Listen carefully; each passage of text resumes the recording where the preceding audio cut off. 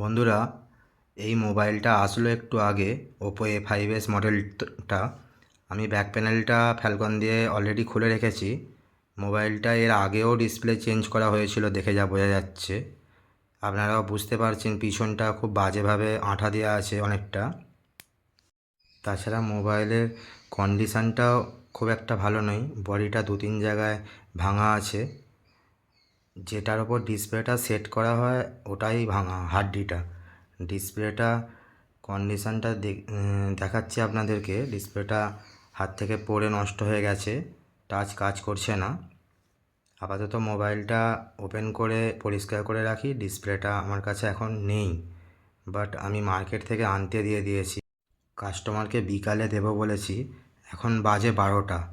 আমাদের যে মার্কেটে ডিসপ্লে আনতে যায়, সে মোটামুটি 5টায় ডিসপ্লে বা যে কোনো কিছু যেদিনকে যা অর্ডার থাকে এনে দিয়ে দেয়। যদিও আমিও বিকালে দোকান খুলি, মানে দুপুরবেলা দোকান বন্ধ করে দিই ওই 1:30টার সময় করে। তারপর আবার 5টার সময় করে খুলি। তো তখন ডিসপ্লেটা আমি হাতে পেয়ে যাই। আর ধরুন লাগাতে আমার আধ ঘন্টা মতো টাইম লাগে।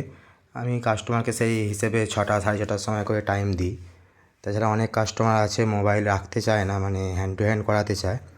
সেক্ষেত্রে ওই একই কথা বলি যে আপনারা অর্ডার দিয়ে যান, মানে বিকালে একটু টাইম নিয়ে আধ ঘন্টা 1 ঘন্টা হাতে টাইম নিয়ে আসবেন, আপনার হ্যান্ড টু হ্যান্ড ডিসপ্লে লাগিয়ে দিয়ে দেবো। ততক্ষণে আমি প্যাঁচগুলোকে খুলি। আপনারা যদি বন্ধুরা এই ধরনের ভিডিও যদি আপনাদের দেখতে ভালো লাগে বা আপনারা যদি দেখতে চান, তাহলে আমার চ্যানেলটাকে সাবস্ক্রাইব করে রাখবেন। সাবস্ক্রাইব করে লাইক করে দিন, যাতে আমি নেক্সট টাইম যখনই ভিডিও আপলোড করব, ফার্স্ট টাইম মানে সাথে সাথেই আপনাদের কাছে চলে যায় যাতে ভিডিওগুলো। তো আসলে ডিসপ্লে তো আমি স্টকে রাখি না।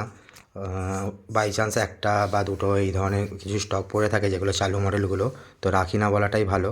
কারণ আমাদের যে মার্কেটে ডিসপ্লে বা আদার্স জিনিস যারা যে আনতে যায়, সে ডেলিকে ডেলি যায়।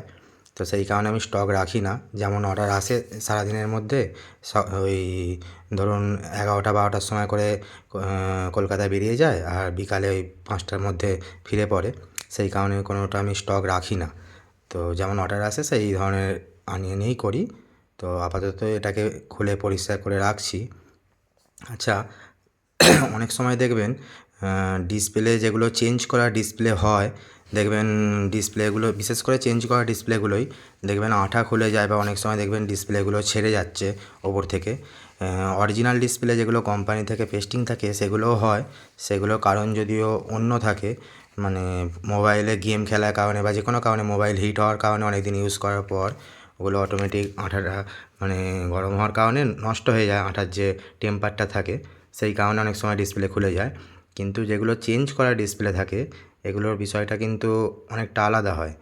আসলে যে দোকানদাররা অনেকটা কম খরচে ডিসপ্লে চেঞ্জ করে দেয়, চাই আপনি দামি ডিসপ্লে লাগান বা কম দামি ডিসপ্লে লাগান না কেন, যে দোকানদার কাজ করছে সেই দোকানদার আপনার থেকে কতটা রেট নিচ্ছে একটা ডিসপ্লে লাগাতে, সেটার ওপর কিন্তু অনেকখানি ডিপেন্ড করছে এই জিনিসটা, যে আপনার ডিসপ্লেটা লংজিভিটি কতদিন করবে।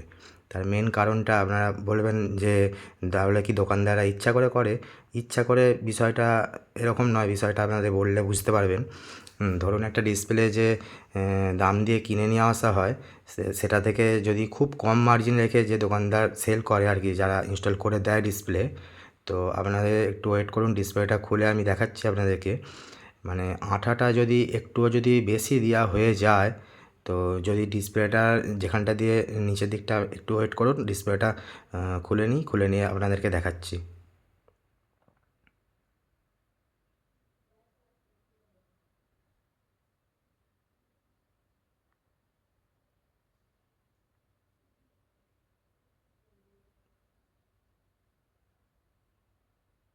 এই যে নিচের দিকটা দেখতে পাচ্ছেন, এই নিচের দিকটাই মেন যে কোনো ডিসপ্লের কানেকশান থাকে।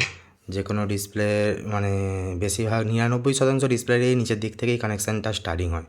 তো এই যে নিচেটা যদি একটুও যদি আঠা ভিতরটা করে যায় ডিসপ্লেটার, তো ডিসপ্লেটা সম্পূর্ণ প্রকারে নষ্ট হয়ে যেতে পারে, মানে লাইটটা আর আসবেই না ডিসপ্লেটার। যেটার কারণে কী হয়, দোকানদাররা ওই অল্প অল্প করে দু এক জায়গায় আঠাটা দিয়ে ডিসপ্লেটা লাগিয়ে দেয়। যদি দোকানদার যদি একটু মার্জিনটা বেশি নিয়ে রেখে দিয়ে যদি ডিসপ্লেটা ইনস্টল করে, সেক্ষেত্রে কি একটু রিস্কটা ভালো নিতে পারে, সেটার কারণে পুরো ডিসপ্লেটা ভালো করে মানে হার্ড ডিস্কের ওপরে আঠা দিয়ে তারপর ইনস্টল করে, যেক্ষেত্রে ডিসপ্লেটা অনেক দিন লংজিভিটি করে। দেখতে পাচ্ছেন এই ডিসপ্লের সাইডটা অবস্থা খুব একটা ভালো নেই, জল যার কারণে মানে ড্যামেজ টাইপের হয়ে আছে। এগুলোকে ভালো করে পরিষ্কার করতে হবে আমাকে, আমারও আজকে কাজ কমই আছে, তো সেই কারণে আমি একটু ধরে ভালো করে পরিষ্কার করেই লাগাবো ডিসপ্লেটা। আমিও এই ডিসপ্লেটার দাম কাস্টমারকে যদিও 1200 টাকা বলেছি, 1200 টাকা প্রাইসটা খুব একটা বেশিও নয় আর কমও বলা যায় না। তো সেক্ষেত্রে মোটামুটি আমি পরিষ্কার করেই লাগাবো। ওপর দিকগুলো দু এক জায়গায় ভাঙা আছে, সেগুলোকেও আমাকে একটু আঠা দিয়ে ব্লক করে দিতে হবে, যাতে বাই চান্স যদি ফোনটা আবার হাত থেকে পড়ে যায় ডাইরেক্ট ডিসপ্লেটা যাতে না আঘাতটা পায়, সেই রকম আমাকেও করে রাখতে হবে। সাইডগুলো নোংরা হয়ে আছে দেখতে পাচ্ছেন, এগুলোকে একটু পরিষ্কার করে রাখি আপাতত। তো ডিসপ্লেটা যখন বিকালে আসবে তখন আমার লাগাতে তাহলে সুবিধা হবে, আমি আধ ঘন্টার মধ্যে ডিসপ্লেটা লাগিয়ে রেডি করে দিতে পারবো কাস্টমারকে, যদিও 6টা 6:30টার সময় করে বলা আছে অলরেডি কাস্টমারকে টাইমটা। তো আপনাদেরকে বলবো, যদি এই ধরনের ভিডিও আপনারা দেখতে চান তো আমার চ্যানেলটা সাবস্ক্রাইব করে রাখুন, দেখবেন এই ধরনের আরও নতুন নতুন ভিডিও আমি আপলোড করবো এই ইউটিউবে। তো আপনারা সাবস্ক্রাইব করে লাইক করে রাখুন, তো আমি কি নতুন ভিডিও পোস্ট করলেই সাথে সাথে আপনাদের কাছে নোটিফিকেশান চলে আসবে। তো আজকের মতো এইটুকুই।